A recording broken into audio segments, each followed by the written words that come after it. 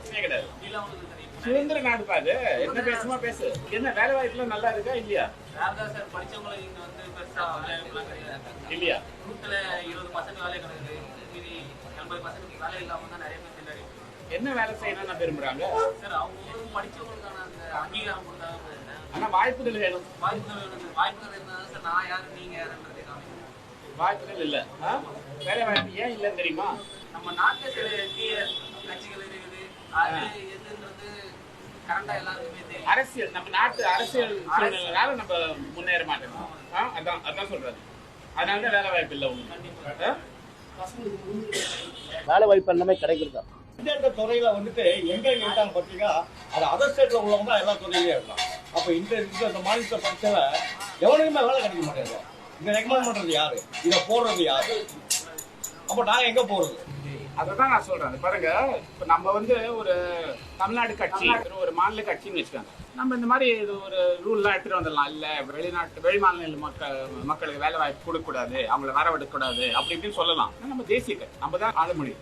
இப்ப ஏன் வெளி மாநிலத்துல வராங்க யோசிச்சு பாருங்க. நீங்க இந்தியா மொத்தமா எடுத்து பாத்தீங்கன்னு வச்சுக்கோங்க, கிட்டத்தட்ட ஒரு 50 கோடி இளைஞர்களுக்கு வேலை வேணும்னா மொத்தமா இருக்கிற வேலை 5 கோடி தான். அந்த 5 கோடி வேலைக்கு எல்லாம் இந்த 50 கோடியும் சண்டை போட்டுருக்காங்க. அப்ப என்ன ஆகும்? யாருக்கு கம்மி சம்பளத்துக்கு வேலை செய்யறாங்களோ அவங்களுக்கு தான் வேலை போகும். யாருக்கு திறன் அதிகமா இருக்கோ அவங்களுக்கு தான் வேலை போகும். அது எந்த மாநிலத்தில் இருந்தாலும் அங்கதான். அதனால ஆக்சுவலா நீங்க சொல்றது தவறு. என்னன்னா, அவர் சொல்ற மாதிரி வேலை வாய்ப்பு தமிழ்நாட்டுல தான் அதிகம் மற்ற மாநிலத்தோட. ஸ்ரீபர் முதல் போனீங்கன்னா ஃபேக்டரியா புட்டின் எந்த மாநிலத்துல இந்த மாதிரி இவ்வளவு ஃபேக்டரி கிடையாது. வேலை வாய்ப்பு தமிழ்நாட்டுல தான். தமிழ்நாடு, மகாராஷ்டிரா, அப்புறம் இப்போ கர்நாடகா, இந்த மூணு மாநிலத்துல அதிகம். சத்தீஸ்கர்ல வேலை வாய்ப்பு இருந்துச்சுன்னா இங்க வர மாட்டாங்க. அவங்களும் இங்க வேலை செய்யணும்னு விரும்பல, வேற வழி இல்லைன்னா வராங்க. இதா ஹிந்தி கத்துக்கணும்னு சொல்லிட்டு எல்லாருக்கிட்டையும் புகுத்துறாங்க, தமிழர்களும் ஹிந்தி கத்துக்கணும் நீங்க அப்படின்னு. அது ஒரு நடுவுல அது ஒரு பிரச்சனையாவே மாறிச்சு. நாங்க ஏன் ஹிந்தி கத்துக்கணும், நாங்க ஹிந்தி பேசணும் அப்படின்னு அந்த மாதிரி கேட்கிறேன் சார். ஏன்னா இப்ப வட மாநிலம் ஃபுல்லா அந்த கல்விக் கொள்கையை அவங்க ஆதரிக்கிறாங்க. காங்கிரஸ் கட்சியோட இது ரொம்ப தெளிவா இருக்கு. அதாவது ஒரு நாடு பல மொழிகள், ஒரு நாடு பல மதம், ஒரு நாடு பல கீதம். அதாவது தமிழ் தாயும் பாடணும், தேசிய கீதமும் பாடணும். நீங்க என்ன பிரச்சனைனா, பாஜகவுக்கும் காங்கிரஸுக்கும் இந்த இதுல என்ன பிரச்சனைனா, நீங்க கொஞ்சம் யோசிச்சு பாருங்க. அவங்க என்ன நினைக்கிறாங்க, நம்ம நாட்டின் ஒற்றுமை நம்ம எல்லாம் ஒரே மாதிரி இருந்தாதான் ஒற்றுமை இருக்கும் அப்படின்னு அவங்க நினைக்கிறாங்க. நாங்க சொல்றது தவறு. ஒரே மாதிரியா இருக்கணும்னு திணிச்சீங்கன்னா அதனாலதான் ஒற்றுமை போயிடும் அப்படின்னு நாங்க சொல்றோம். இதுதான் வித்தியாசம். எல்லா கட்சிகளும் காங்கிரஸ் நம்ம சைட் மட்டும் எதுவுமே வாய்ஸ் அவுட் கொடுக்கவே இல்லை. ஸோ அமைதியை காக்குறாங்க. அதுக்கு என்ன நீங்களா என்ன நினைக்கிறீங்க? இவிஎம்ல ஏதோ கோளாறு இருந்தா இல்லையா? இவிஎம்ல என்ன தெரியுமாப்பா? ஓட்டு போட்டிருக்கியா? ஓட்டு போடுறது. நீ ஓட்டு போட்டிருக்கியா? நீயும் போடுறதில்லை. நீயும் போடுறது. சரி, நீங்க இவிஎம் ஓட்டு போட்டீங்கன்னா ஒரு மெஷின்ல போடணும். போட்டிருக்கியா? அந்த மெஷின் என்ன நம்புறியா இல்லையா? சொல்லப்பா. எல்லாம் சார் ஒரு டைமுக்கு மட்டும் கவரா இருக்கும்ன்றாங்க. நான் ஒரு சிம்பிள் உதாரணம் கொடுக்குறேன்.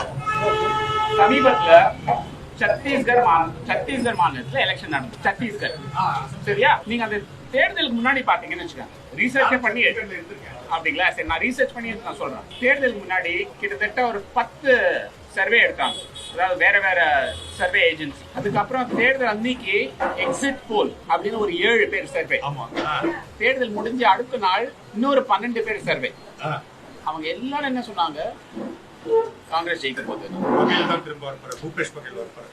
ரிபப்ளிக் டிவி, அவன் பாஜகவோட சேனல் அது, அவனே சொல்றான் காங்கிரஸ் ஜெயிக்க போகுதுன்னு.